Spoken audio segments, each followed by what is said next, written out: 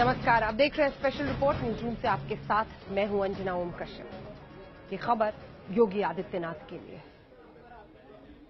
क्या बच्चों के साथ ऐसा किया जा सकता है? खबर सुनकर ही हर कोई जैसे हिल गया है। न्यूज रूम में ऑक्सीजन सप्लाई अचानक रोक दी जाती है एक हॉस्पिटल में और फिर मौत हो जाती है बच्चों की। जैसे मास मर्डर आज अस्पताल में बच्चों का हुआ है। हर वो शख्स जिसके बच्चे हैं कांप रहा है, हिल रहा है इस खबर को देखकर। बड़ी खबर इस वक्त की हम आपको बता दें, 9 अगस्त को योगी आदित्यनाथ ने इसी अस्पताल का दौरा किया था। यहीं पर वो लोगों से मिले थे, लेकिन बावजूद इसके अस्पताल की हालत देखिए। 69 लाख बकाया था उस कंपनी को जो ऑक्सीजन यहां पर सप्लाई करती है। नवजात बच्चे ज्यादातर बताए जा रहे हैं मरने वालों में। हालत देखिए अस्पताल की। हम आपको 3 तस्वीरें दिखा रहे हैं। बच्चों को ऑक्सीजन नहीं, डीएम एसएसपी मौके से गायब है। 9 अगस्त को योगी आदित्यनाथ का यहां दौरा हुआ था, कोई असर नहीं। अस्पताल में ऑक्सीजन की सप्लाई बीआरडी मेडिकल कॉलेज, और बीआरडी जिस शख्स पर इस अस्पताल का नाम है वो फ्रीडम फाइटर थे, देश की आजादी के लिए लड़े थे, उन्हें पूर्वांचल का गांधी कहा जाता था। उसी अस्पताल की आज हालत देखिए। 30 बच्चों की इतनी दर्दनाक मौत। सवाल यह है कि आखिर किन परिस्थितियों में ऐसी स्थिति बनी है।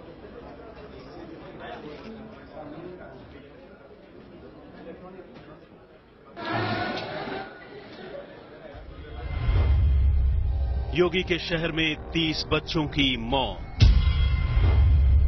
अस्पताल में मासूमों पर झपटी मौत। ऑक्सीजन की कमी ने छीन ली सांसें। 30 बच्चों की मौत का जिम्मेदार कौन? एक अस्पताल में 30 बच्चे तड़प तड़प कर दम तोड़ देते हैं और डॉक्टर हाथ पर हाथ धरे बैठे रहते हैं। वो भी कहीं और नहीं बल्कि खुद उत्तर प्रदेश के मुख्यमंत्री योगी आदित्यनाथ के गृहनगर गोरखपुर में। यकीन नहीं आता है, लेकिन सच यही है। वाकया बेहद दर्दनाक और रोंगटे खड़े कर देने वाला। 30 बच्चों की मौत गोरखपुर के बीआरडी मेडिकल कॉलेज में हुई है। यहां आईसीयू और इंसेफेलाइटिस के मरीजों के लिए बनाए गए वार्ड में ऑक्सीजन की सप्लाई ठप हो गई, जिसके चलते 30 मासूमों की सांसें रुक गई। बच्चों का उसमें हॉस्पिटल में कितनी मौतें हुई है, हम सर्जरी की बात करें और भी कहीं की बात करें, मेडिसिन में मतलब पूरा हॉस्पिटल की बात करें तो समय लगेगा। जो टेंडर था 31 मार्च को डॉक्टर राजू किशोर द्वारा खत्म कर दिया गया। इस पर हम नहीं बहस करना चाहते, आज जो विषय हम उस पर बात करना चाहते हैं। गोरखपुर के बीआरडी अस्पताल के आईसीयू और दूसरे वार्डों में गुरुवार रात 11:30 बजे ही ऑक्सीजन की सप्लाई गड़बड़ा गई थी, जो सुबह 9 बजे तक रुकी रही। कई घंटे तक ऑक्सीजन की सप्लाई बीच बीच में रुकते रहने से 30 बच्चों की जान चली गई। बताया जा रहा है कि ऑक्सीजन सप्लाई करने वाली कंपनी का अस्पताल पर 69 लाख रुपए बकाया था और ऑक्सीजन की आपूर्ति आगे न कर पाने की जानकारी कंपनी ने मेडिकल कॉलेज के प्रिंसिपल को दे दी थी। हैरान करने वाली बात तो यह है कि अस्पताल में ऑक्सीजन जाती रही। आरोप है कि डॉक्टरों ने इसे गंभीरता से नहीं लिया और एक बड़ी अनहोनी हो गई। देखिए, ये आज सुबह जानकारी में आया कि वहां पर जो लिक्विड ऑक्सीजन की व्यवस्था होती है मेडिकल कॉलेज में, वो व्यवस्था कल रात में वहां पर डिस्टर्ब की।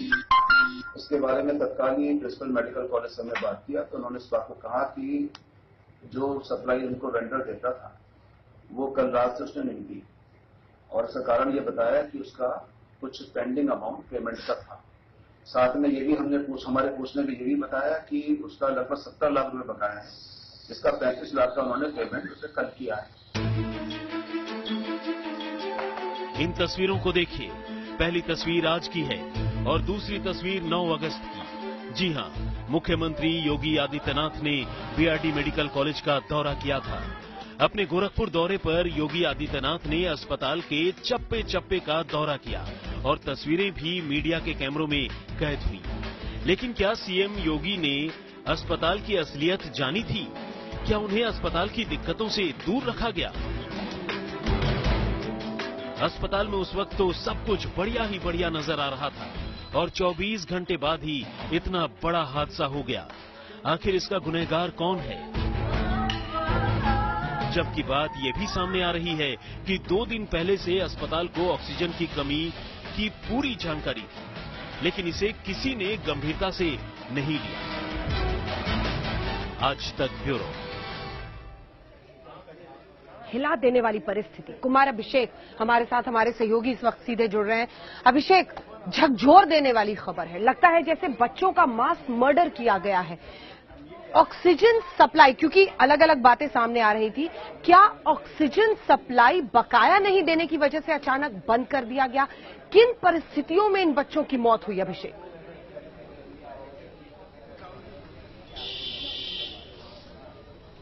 देखिए अंजना, ये पिछले 24 घंटे 10 तारीख से आज 11 तारीख है, यानी कि 24 से 48 घंटों की ये दास्तान है जिसमें 30 बच्चों की ये मौत हुई है।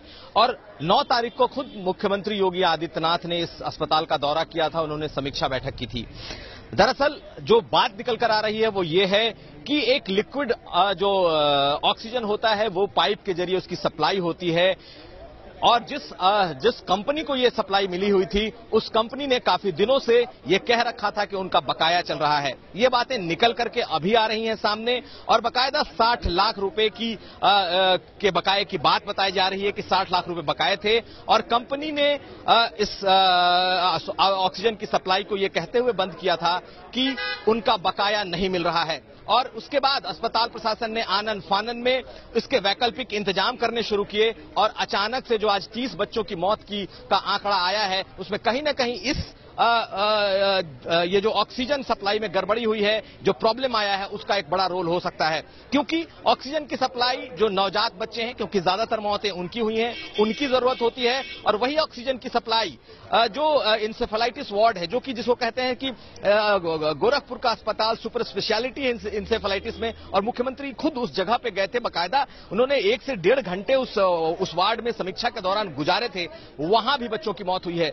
बच्चों की मौत होना इंसेफेलाइटिस से कोई नई बात नहीं है, हर दिन वहां मौतें होती हैं, लेकिन अचानक से 2 दिनों के भीतर 30 मौतें एक बड़ा सवाल खड़ा कर रही हैं, और कहीं ना कहीं एक बड़ी लापरवाही है, जिसको कह सकते हैं भयंकर चूक है, और इसे या तो मुख्यमंत्री के सामने नहीं लाया गया या इस बात को दबाया गया, क्योंकि पूरे तकरीबन 4 घंटे अलग अलग विभागों में समीक्षा बैठक चली है, एक एक बात मुख्यमंत्री के सामने रखी गई है, और खुद मुख्यमंत्री ने खास करके इसी अस्पताल का निरीक्षण किया है, दौरा किया है, और इसमें इतना वक्त गुजारा है। ऐसी स्थिति में आखिर वो कौन सी बात है, आखिर वो कौन सी गलती है जो बच्चों की मौत पर कहर बन के टूटा है, इसका पता लगाया जाना जरूरी है। लेकिन उसमें सबसे अहम बात जो निकल करके आ रही है अंजना, वो ये है कि कहीं ना कहीं इस ऑक्सीजन की सप्लाई में गड़बड़ी हुई है, और ये बच्चों की मौत की वजह है।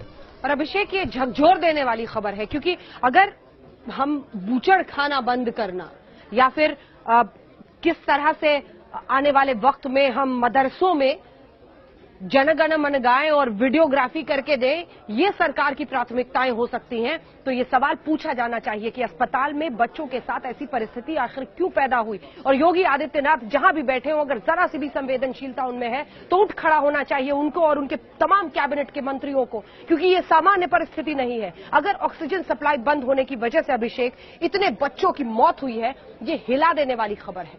अस्पताल की लापरवाही, सरकारी अस्पताल है, उस कंपनी की लापरवाही, बकाया और पैसा इतनी बड़ी चीज हो गई कि इस वजह से उन्होंने बच्चों तक की परवाह नहीं की, और इतने बच्चों की मौत हो गई है। मतलब शायद इस तरह की खबर अंदर से कहीं झकझोर देती है कि हम एक ऐसे देश में रह रहे हैं जहां पर लोगों को प्राथमिक सुविधाएं, अस्पताल, इलाज, स्वास्थ्य व्यवस्था, हालत देखिए, ये बताता है कि क्या परिस्थिति है अभिषेक।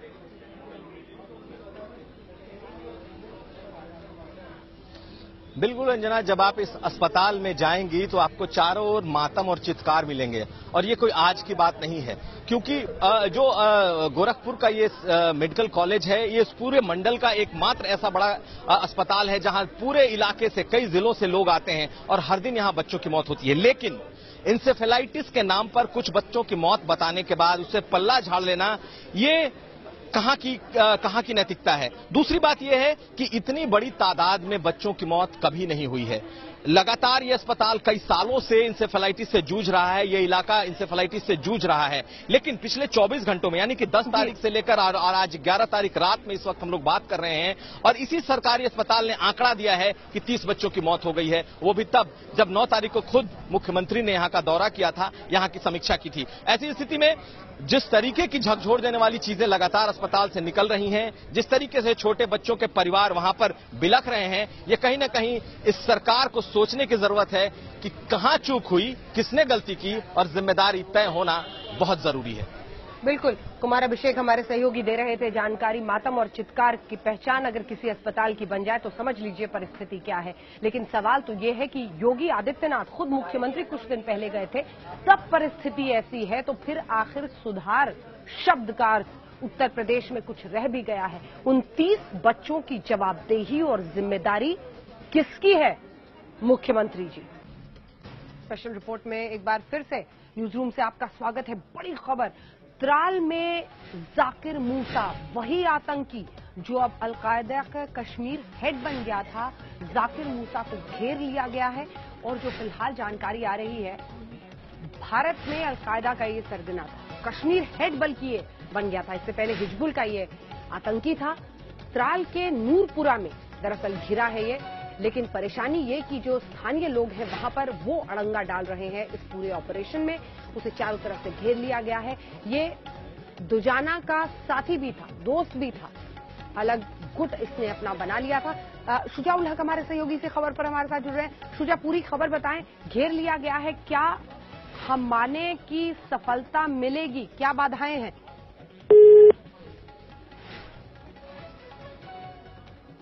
किन वजहों से शुजा से हमारी बात नहीं हो पा रही है, लेकिन भारत में अलकायदा का सरगना है जाकिर मूसा। लंबे वक्त तक इसकी खोज चल रही थी और त्राल के नूरपुरा में अब जाकर इसको घेरने में कामयाबी मिली है। इसी के साथ 3 और आतंकी वहां पर पकड़े गए हैं, फिलहाल घेरे गए हैं कहना बेहतर होगा, क्योंकि मुठभेड़ इस वक्त भी जारी है। ये अलकायदा का कश्मीर हेड बन चुका है। इससे पहले हिजबुल का ये आतंकी था, दुजाना का दोस्त, उसका साथी भी था। त्राल में एक मुठभेड़ में से घेरा गया है, लेकिन फिलहाल क्या कामयाबी मिल पाएगी, इस पर नजर है। शुजा उल हक हमारे सहयोगी हमारे साथ जुड़ रहे हैं। शुजा, क्या खबर, क्या कामयाबी मिलेगी और बाधाएं क्या है? क्या स्थानीय लोग इसका विरोध कर रहे हैं? जी देखिए, जब से ये ऑपरेशन शुरू हुआ है, मैं आपको बता दूं, इस गांव का नाम नूरपुरा है, त्राल के साउथ कश्मीर के इलाके में पड़ता है, पुलवामा डिस्ट्रिक्ट। करीब शाम से ही ये ऑपरेशन वहाँ चल रहा है। कॉर्डन और सर्च लगातार चल रहा है। आर्मी और बाकी जो सुरक्षा बल है वो लगातार काम पे है।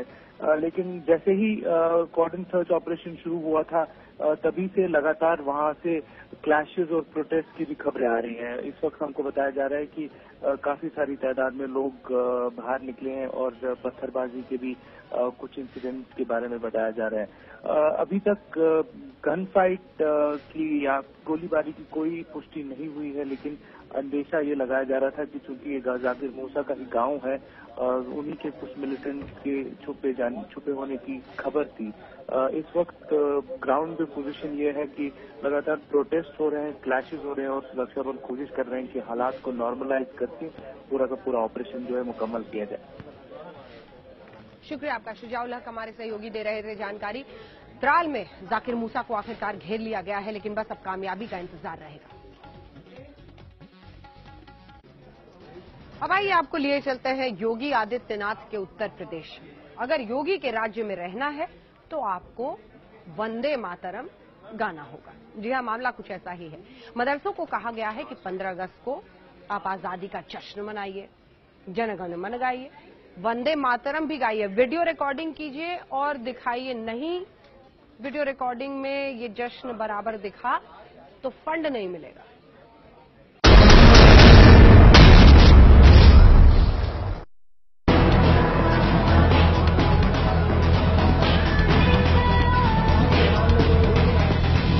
मदरसों के लिए योगी सरकार का फरमान आया है कि अगर यूपी में पढ़ना है तो वंदे मातरम कहना है। यह सरकारी परवाना यूपी मदरसा शिक्षा परिषद के रजिस्ट्रार की टेबल से चलकर सभी जिलों के अल्पसंख्यक कल्याण अधिकारी तक पहुंच गया है। इस परवाने में खास क्या है, पहले इस पर जरा गौर फरमाइए। 15 अगस्त को सभी मदरसों में स्वतंत्रता दिवस समारोह का आयोजन किया जाए। सुबह 8 बजे मदरसों में तिरंगा फहराने के बाद राष्ट्रगान गाया जाए। इसके बाद सभी छात्र छात्राएं राष्ट्र गीतों का गान करें। मदरसे इस पूरे कार्यक्रम की फोटोग्राफी और वीडियोग्राफी करवा कर भेजें। हालांकि इस परवाने में राष्ट्र गीतों शब्द लिखकर यह साफ नहीं किया गया है कि स्टूडेंट्स देशभक्ति से जुड़े तराने गाएंगे या फिर वंदे मातरम गाएंगे।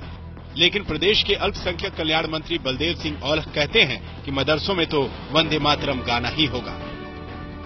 जानकारी में आया था कि कहीं कहीं मदरसों में 15 अगस्त के दिन या 26 जनवरी के दिन कोई कार्यक्रम नहीं किया जाता है।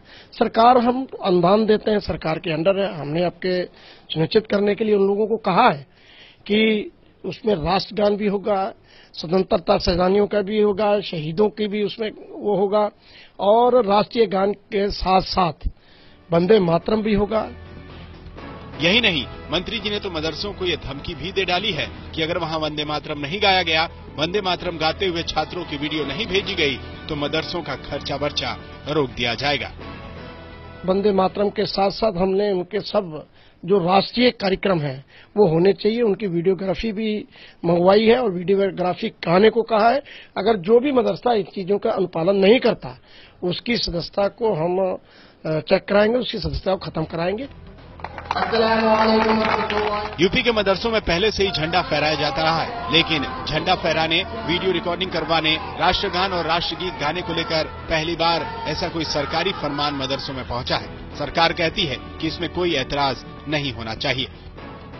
और वो प्रश्न उठा रहे हैं कि जो अच्छा मदरसा जो है, जो स्कूल है, वो कहीं अच्छा कार्यक्रम करता है, उसको पुरस्कार क्यों देना चाहिए? अब पुरस्कार देने के लिए वीडियोग्राफी करनी होगी, उसी के आधार पर आप चिन्हित करेंगे, मगर इन चीजों पे वो प्रश्न उठा रहे हैं। अब कोई यही सर्कुलर है, अब इसको विपक्ष कहीं मुद्दा बनाना चाहता है तो मैं इतना ही कहूंगा कि विपक्ष जो है वो अपनी अंतरात्मा को जरूर सुन ले कि आप किन चीजों के ऊपर प्रश्न चिन्ह उठा रहे हो। राष्ट्रीय ध्वज तिरंगा फहराना अगर भगवाकरण है तो इस देश के अंदर राष्ट्रीय ध्वज फहराया जाएगा। राष्ट्रगान गाना अगर भगवाकरण है तो राष्ट्रगान इस देश के अंदर गाया जाएगा। उत्तर प्रदेश के अंदर हो चाहे देश के अंदर हो, मुझे नहीं लगता है कि जो इस प्रकार की बातें कर रहे हैं उनका कहीं पर भी कोई समर्थन है। सुना आपने, यूपी के डिप्टी सीएम कह रहे हैं कि अगर इस आदेश को भगवाकरण कहा जाए तो भी उन्हें इस पर कोई ऐतराज नहीं है, लेकिन इस फरमान पर ऐतराज तो उठने लगे हैं। विपक्षी दल सरकार की मंशा पर सवाल उठा रहे हैं।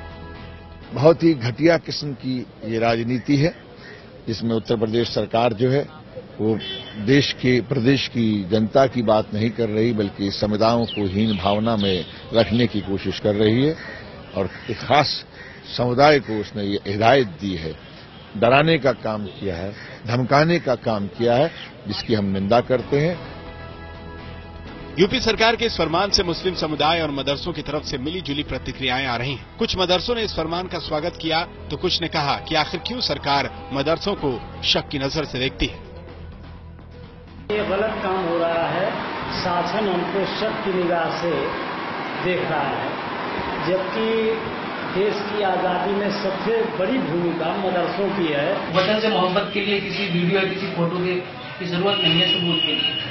मोहब्बत अगर किसी को है तो वो खुद ब खुद लोगों को पता चल जाएगा। अब इस तरीके के सर्कुलर की क्या जरूरत आन पड़ी? अगर ये सर्कुलर सिर्फ मदरसों तक महदूद है तो इस बात की वजाहत होनी चाहिए कि मदरसों ही तक इस सर्कुलर को महदूद क्यों किया गया। मदरसा शिक्षा परिषद के इस फरमान के पीछे सरकार की आखिर मंशा क्या है? सवाल इस पर उठ रहे हैं क्योंकि अगर शिक्षण संस्थाओं में आजादी की सालगिरह का जश्न मनाने की बात होती तो फरमान प्रदेश के सारे शिक्षण संस्थानों को भेजे जाते। निशाने पर आखिर मदरसे ही क्यों? दिल्ली से मौसमी सिंह के साथ कुमार अभिषेक, लखनऊ, आज तक। तो उत्तर प्रदेश में मदरसों को वंदे मातरम गाने का फरमान है। इधर महाराष्ट्र में, मुंबई में बीएमसी ने अब स्कूलों में हफ्ते में 2 दिन ये कंपलसरी कर दिया है कि वंदे मातरम गाना ही होगा।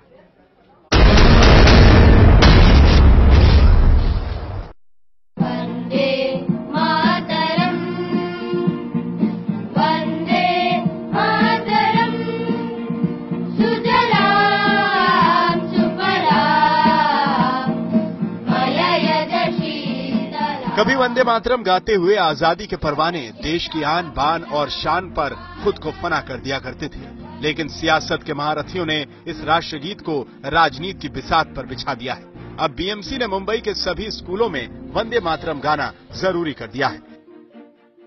40 साल पहले भी हमने इस बारे में रेजोल्यूशन पास किया था, तब मुस्लिम लीग के मेंबर्स थे, उसने विरोध किया था, तब भी हमने उसको पकड़ के बोला था कि आपको वंदे मातरम बोलना होगा। देश के सामने झुकना, मातृभूमि को वंदन करना, ये अगर आप नहीं करेंगे तो मुझे लगता है कि आपके डीएनए का हमें टेस्ट करना पड़ेगा। तो यहाँ भी तय हो गया कि अगर मुंबई में बच्चों को पढ़ना है तो वंदे मातरम कहना है। चूंकि वंदे मातरम अब सिर्फ राष्ट्रगीत नहीं रह गया, लिहाजा इस फरमान का विरोध तो होना ही था। 1986 में सुप्रीम कोर्ट का जजमेंट आया है कि अगर कोई चीज धर्म के आड़े आती है तो धर्म सर्वप्रिय है, धर्म सर्वप्रथम है, धर्म में रुकावट नहीं हो सकती। ऐसी कोई चीज देश में लागू नहीं हो सकती जो किसी के धर्म के आड़े आए। आप कॉन्स्टिट्यूशनल नेशनलिज्म को प्रमोट करिए, इंक्लूसिव सब लोगों को लेकर चलिए। ये सिर्फ इसलिए कर रहे हैं कि हमको पूरे मुल्क में हिंदुत्व की तहजीब में डाल दिया जाए। अब असल बीजेपी का जो चेहरा है वो सामने आ रहा है कि वो सबका साथ सबका विकास तो एक नाटक था, हिंदुत्व को प्रमोट करना असल उनका प्रोग्राम है। बीजेपी के कॉरपोरेटर संदीप पटेल ने यह प्रस्ताव रखा कि बीएमसी के सभी स्कूलों में हफ्ते में 2 बार वंदे मातरम गाया जाना अनिवार्य कर देना चाहिए। पटेल का यह प्रस्ताव बीएमसी की जनरल बॉडी मीटिंग में बाकायदा पास हो गया, लेकिन जब खुद वंदे मातरम गाने की बात आई तो पटेल साहब नहीं, वंदे मातरम को लेकर हो हल्ला मचाने वाले विधायक राज पुरोहित भी पूरा राष्ट्रगीत सुना नहीं पाए। वंदे मातरम, वंदे मातरम, सुजलाम सुफलाम मलयज शीतलाम सस्य श्यामलाम मातरम। ये जो है ये भारत माता को वंदन है। तो पूरा तो गाइए ना वंदे मातरम। सर पूरा गा सकता हूं, लेकिन इसमें आप जो है वो प्लीज वो मत करें। वंदे मातरम, वंदे मातरम, सुजलाम सुफलाम सस्य श्यामलाम, वंदे मातरम। कोई बात नहीं नेताजी, जाइए वंदे मातरम का रट्टा मारिए, क्योंकि आप इसके पैरोकार हैं तो खुद भी राष्ट्रगीत का सम्मान कीजिए, इसे याद कीजिए। वैसे भी जिस दौर में राजनीति चल रही है वहां फॉग नहीं, वंदे मातरम ही चलना है। मयूरेश गणपति, मुंबई, आज तक। ताजमहल, क्या ये एक मकबरा है जो मोहब्बत में बनाया गया था या फिर शिव मंदिर है? अब सीआईसी ने सरकार से पूछा है कि बताइए टूरिज्म मंत्रालय से कि आखिर ये क्या है।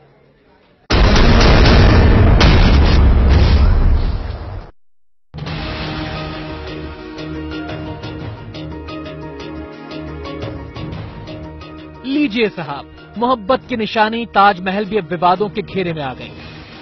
अब तक तो आपने यही पढ़ा था कि ताजमहल को शाहजहां ने अपनी बीवी मुमताज की याद में बनवाया था, लेकिन अब दावे हो रहे हैं कि ताजमहल मुमताज महल की यादगार नहीं बल्कि शिव मंदिर है।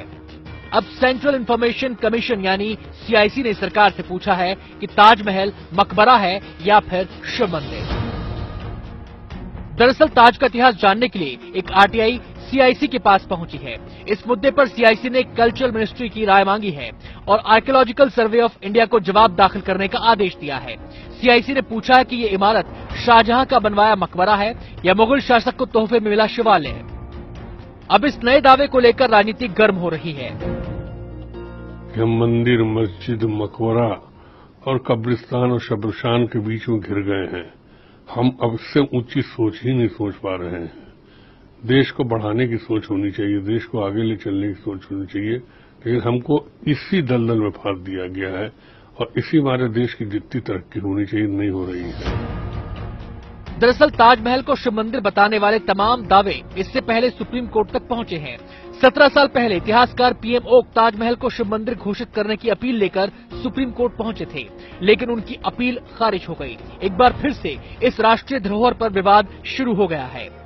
आज तक ब्यूरो। इसी के साथ स्पेशल रिपोर्ट में इतना ही, लेकिन न्यूज वीडियोस देखने के लिए सबसे दिलचस्प न्यूज वीडियोस mobiletach.in पर लॉगिन करना ना भूलें। देश दुनिया की बाकी खबरों के लिए आप देखते रहिए आज तक।